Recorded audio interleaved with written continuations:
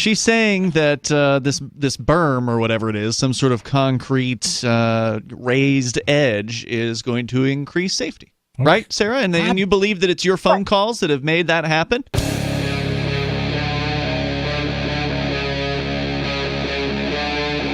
Free Talk Live. Sarah, you're on Free Talk Live. Oh, yes. I just want to say that my activism of calling in about pedestrian safety has paid off because... Hold on. Did somebody not get hit by a car? I didn't get hit by a car. Congratulations. Sarah, your activism is working out here. Rich. She's raising I haven't been hit by any cars. You're all day? Nope. My whole life, I've never been hit by a car. Thank goodness. She's keeping me safe from sharks, too. Sarah, thank you for your service. So why do you say your activism is working? Well, I have seen a new street design, the 4-car lane turned into 2-car lanes with bicycle lanes, and they have the curbs on the corners, they were raised up. Hold on. 4 lanes go into 2 lanes with bicycle lanes? This sounds like a recipe for more accidents. Well, it used to be 4-car lanes, the 2-car lanes going one way with a yellow paint in the middle. Okay. For you to stand on as a pedestrian. Now they have some kind of a pedestrian refuge in the middle. Refuge. They build an island. A refuge. Okay. It's a safe space from cars. The Bundys are going to take over the pedestrian refuge now. It's going to be a huge standoff. Okay, so you have this safe space from cars for pedestrians, and you have paint there that protects the pedestrians from high-speed vehicles. I think they replaced the paint with an island. Okay. Well, the thing about I like about it the most is the intersections have the raised concrete corners.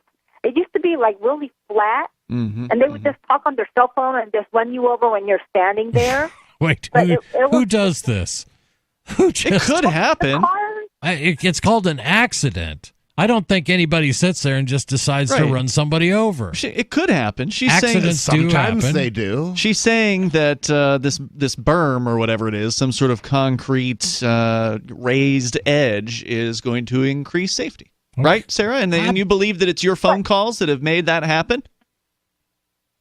Well, yeah. Was it your idea? Were you the one who came up with the raised concrete? Yeah. Protective barrier thing? No, the raised corners. I never mentioned about that. I thought the smooth corners for them was good enough for me. I've never come up with that. Okay, well, it sounds like you're trying to claim credit. That's why we're asking. Well, my credit is that I raised up that 86 pedestrians were killed last year in New Mexico. So you've raised awareness. So you're saying you raised awareness of the problem, and you believe that this solution came about because of your phone calls to talk radio shows. Is that right? Right, because enough people heard about it, and somebody came up with this idea. Well, we're going to raise the curb so that the drivers don't want to run into a curb and scratch their car up. They don't mind running over a pedestrian. Does this just I'm sure pedestrians will break your car too.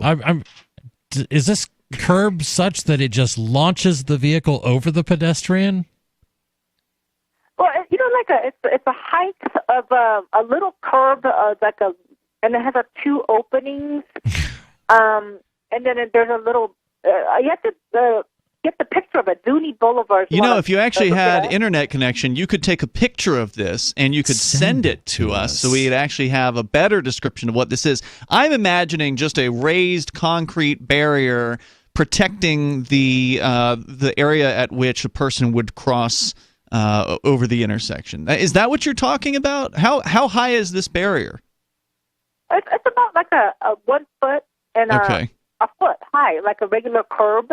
Okay. But, a regular curb is about 6 inches. But wait, you're saying it's on top of the regular curb, meaning there's the curb and then there's like another foot of concrete just kind of like as a barrier? Is that what you're saying? Uber curb. No, it's right on the corner. Remember how it used to be just smooth? I've never been to Albuquerque. Flat? I know where you're talking, like on the corner. Like right on the corner, it would go down flat so that people in wheelchairs can make it up. Is that what you're talking about? But now it has a buffer, like a little medium buffer and a buffer. It still does let you have opening, but it does have a raised curb.